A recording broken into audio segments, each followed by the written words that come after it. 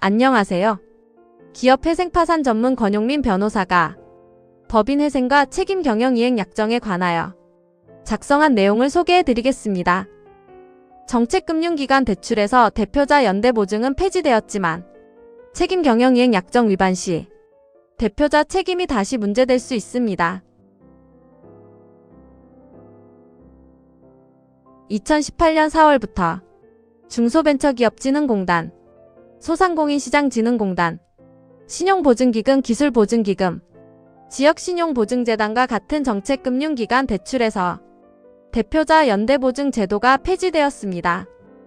정책자금 직접대출이나 보증부 대출을 받을 때 대표자 개인의 연대보증 없이 진행할 수 있게 되어 대표자의 개인재산 보호가 강화되었습니다. 그러나 연대보증제도 폐지가 무제한적인 책임 면제를 의미하는 것은 아닙니다. 제도를 악용하는 기업을 막기 위해 정책금융기관은 대출 전 사전심사를 강화하고 대출 이후에도 자금 사용과 약정 이행 여부를 계속 관리합니다. 연대보증은 사라졌지만 사전심사와 사후관리는 강화된 것입니다. 사후관리는 대출 이후 기업이 대출 조건과 약정을 제대로 지키는지 확인하는 절차입니다. 특히 대출받은 자금이 자금 사용 계획서의 용도에 맞게 사용되는지, 대출 당시 체결한 책임 경영 이행 약정상 대표자의 의무가 이행되는지가 중요한 점검 대상입니다. 불이행이 확인되면 제재가 뒤따를 수 있습니다. 책임 경영 이행 약정도 기업 경영의 건전성과 대표자의 도덕적 해이를 막기 위한 사후관리 수단 중 하나입니다. 이 약정에는 금융 관련 법규와 회계기준 준수, 문서와 자금 사용에 관한 의무, 그리고 경영권과 지분 변동에 관한 제한이 포함됩니다. 이는 대표자의 책임 범위를 정하는 중요한 약정입니다.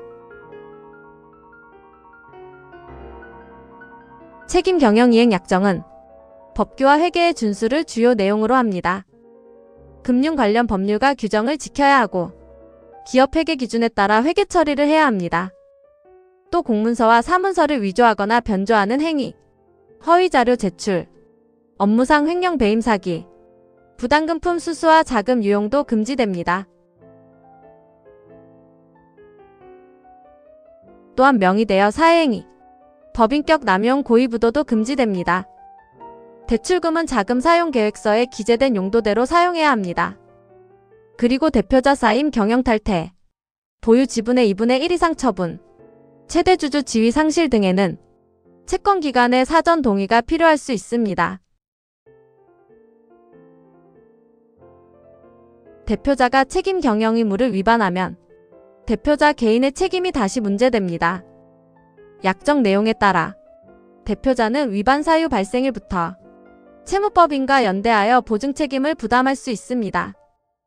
또한 정책금융기관은 보증횟수, 보증제한, 사정구상, 민형사상 법적 조치를 채무법인과 대표자에게 할 수 있습니다. 경영위기 때 자구 노력이 부족한 경우도 문제될 수 있습니다.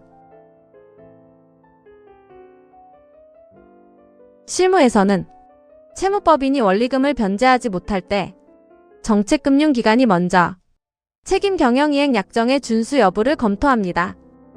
그 후 대표자에게 자금 사용 내역, 경영위기 당시의 조치, 약정 위반 여부에 관하여 소명을 요구합니다.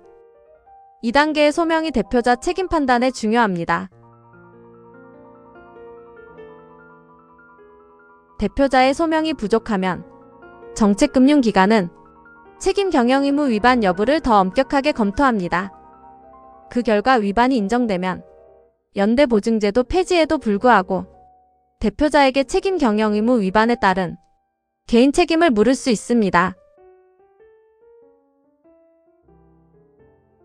책임 경영 이행 약정의 핵심은 약정 내용을 정확히 알고 실제로 지키는 것입니다. 정책 자금을 사용한 기업은 자금 용도 회계 처리, 경영위기 시 자구 노력 등을 계속 관리해야 합니다. 지금까지 기업 회생 파산 전문 권용민 변호사가 작성한 법인회생과 책임 경영이행 약정에 관한 내용을 소개해 드렸습니다. 좋은 하루 보내세요.